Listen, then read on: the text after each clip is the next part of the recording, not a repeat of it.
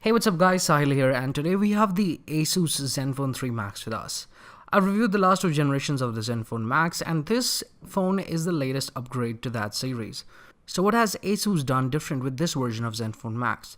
There are a ton of things that have changed, almost everything actually. So let's see what all made it to the list. The built-in design of the new Zenfone Max is different from the previous generations. It looks more suave, elegant, and ergonomic now. The weight has significantly reduced and is spread out more evenly now. The whole body has this nice metallic finish to it, and it sort of orchestrates with the whole design. On the front of the phone, you see a nice 5.5-inch Full HD IPS display with a new 2.5D curved glass, which really blends in with the sides, giving it a rather smooth finish. Below that, you see the traditional capacitive touch buttons, which are not backlit. Further towards the bottom, you see the micro USB port and a speaker grill and a microphone. Above the screen, you get an 8-megapixel f2.2 aperture selfie camera, right next to a bunch of sensors. On the back, you get a 16-megapixel camera, along with the laser autofocus and dual LED real-tone flash. Below that is a brand new fingerprint sensor that was not there in its predecessor. The metallic body gives it a really rigid sort of feel and looks more modern than the old fox leather sort of finish.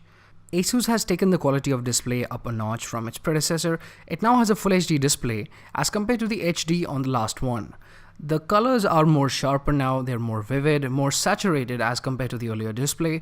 The experience of watching HD content is way better now, as you can appreciate the boost in performance and the Full HD support. The viewing angles of the phone are good, and at its max brightness, the phone can get marginally bright. One of the not so strong suites of the old Zenfone Max was the performance. It lagged a lot in playing medium to high spec games, and with the new Zenfone 3 Max, they've tried to act upon that and made that experience a lot better. The Zenfone 3 Max comes with a Snapdragon 430 processor and 4GB RAM. Now all this added power directly shows up in the games, so let's check out a couple and see how it performs. Here's the power-hungry Nova 3, and earlier I had a terrible experience playing this game on this phone.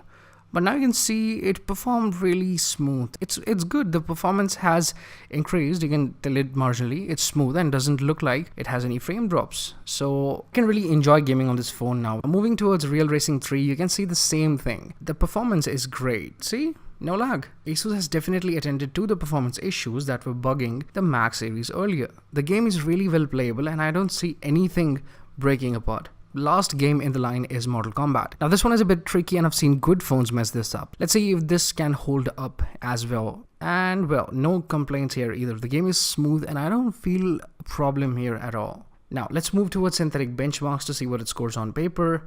Starting with Nina Mock, the render here is smooth.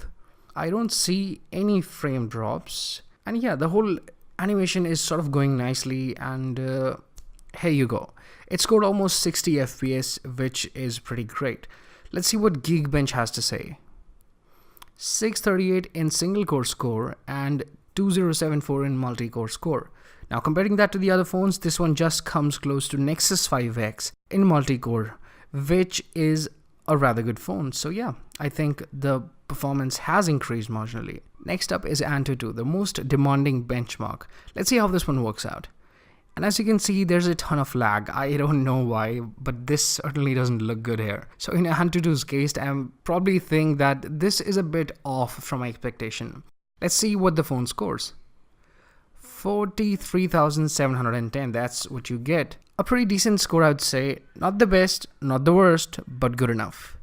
So what I feel here is the phone performs really good in real life situations like games and all, but it doesn't churn out that good of a score in benchmarks, which also looks like just the case for Antutu and nothing else. Now other than that, I don't really see a problem in the graphics. Everything works great. Now coming to the camera department, the phone has a 16 megapixel camera. It comes with all the bells and whistles that Asus phones come with. You get a ton of shooting modes that get intelligently switched if your phone detects a change in the environment, and there's also support for HDR. In terms of quality, I would say the camera is average.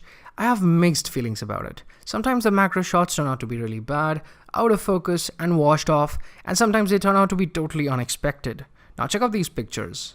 Overall, I feel a bit of lack in the depth in these pictures.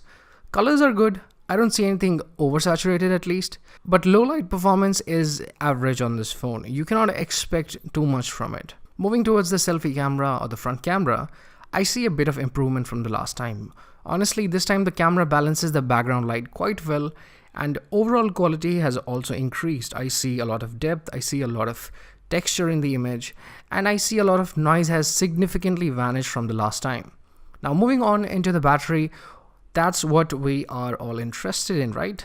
Well, there's nothing much that has changed apart from the fact that Asus has reduced the battery capacity by roughly 900 mAh, which looks a lot on paper, but it doesn't show any negative results in the battery backup. By the way, it has also sort of helped Asus made this phone more slimmer, and if I told you, it has also helped in reducing the weight. And what I also feel is that maybe Asus has improved their software and made it less power hungry now. You can easily expect to get 2+ days of standard battery time without compromising. It comes with battery switching modes if you want to save performance further and get more time off your phone. Overall, the Zenfone 3 Max is a decent smartphone which nails down its purpose very well. It has a great battery life to back up its name. In other departments, it also has both positive sides and the shortcomings.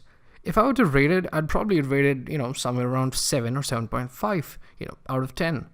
That's what I think about the device. What do you think? Do you like the new design upgrade? Do you like what the new Zenfone 3 Max has in package for you? Let me know what you think in the comment section below.